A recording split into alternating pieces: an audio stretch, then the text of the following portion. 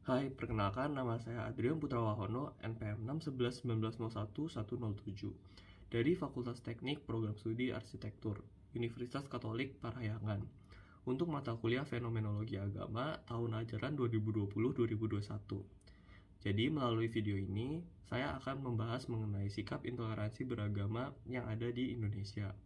Saya akan membahas mengenai dua artikel. Artikel pertama akan berisikan mengenai kasus bentrokan yang terjadi di Aceh tahun 2015, di mana terjadi pembakaran sebuah tempat ibadah, yaitu gereja. Kemudian artikel kedua akan membahas mengenai kasus penistaan agama oleh seorang warga yang bernama Meliana yang terjadi di Tanjung Balai. Kemudian sebelum membahas artikel ini lebih lanjut, saya akan memulainya dengan beberapa pertanyaan. Pertanyaan pertama adalah bagaimana seharusnya sikap kita untuk meningkatkan toleransi beragama yang ada di Indonesia.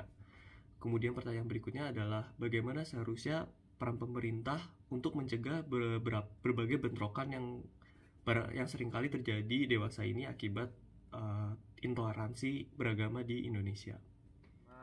Saya ambil dari Wikipedia mengenai serangan Aceh di Singkil tahun 2015. Di sini dijelaskan bahwa memang peristiwa ini terjadi akibat warga yang memprotes keberadaan beberapa gereja yang tidak memiliki izin pendirian. Selanjutnya ini ada artikel dari tempo.com yang masih membahas kasus yang sama.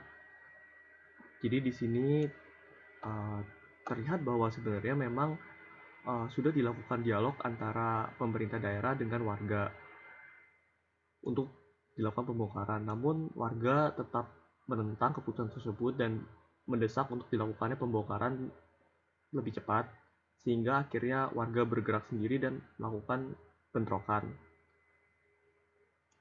Kemudian selanjutnya di sini juga dijelaskan bahwa massa telah membakar gereja HKI Deleng Lagan, Kecamatan Gunung Meriah, dan ingin melakukan pembakaran ke gereja yang berada di dekatnya. Namun hal itu bisa dihalau oleh TNI dan Polri yang sudah bertugas di sana, sehingga bentrokan dapat diminimalisir. Walaupun memang dalam peristiwa ini sayangnya tetap terdapat korban yang menewaskan 2 orang. Nah, jadi ini ada kasus berikutnya, yaitu mengenai kronologi kasus penistaan agama oleh seorang warga bernama Meliana di Tanjung Balai. Ini artikel saya ambil dari tempo.co. Jadi di sini sebenarnya ingin menjelaskan mengenai kronologi dan singkatnya bagaimana kejadian ini bermula dan bisa terjadi. Di sini sebenarnya disampaikan bahwa dimula dari seorang warga yang bernama Meliana ingin menyampaikan protes terhadap suara azan yang menggema dari Masjid Al-Maksun.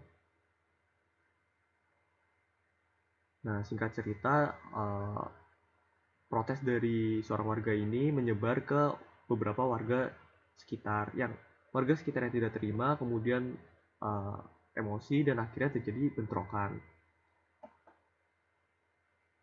Kemudian sebenarnya Meliana ini juga sudah mencoba untuk meminta maaf, namun suasana kembali tegang ketika Meliana juga kembali berteriak dan marah saat azan Isya.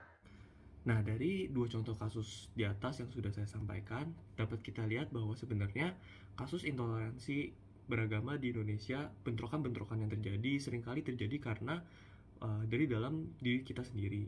Seringkali kita kurang ada rasa untuk toleransi dan saling menghargai antar perbedaan yang ada.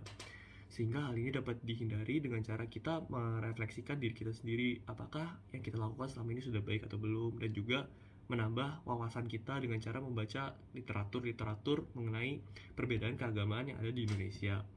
Kemudian peran pemerintah juga cukup penting. Pemerintah dapat menyaring informasi yang beredar di media sosial, karena seringkali informasi yang beredar tidak dapat dipastikan kebenarannya dan akhirnya menyulut emosi warga yang seperti pada contoh kasus yang sudah saya sampaikan. Kemudian cukup sekian yang bisa saya sampaikan. Semoga video ini dapat bermanfaat bagi kita dan juga kebentrokan intoleransi beragama di Indonesia dapat semakin dicegah. Terima kasih.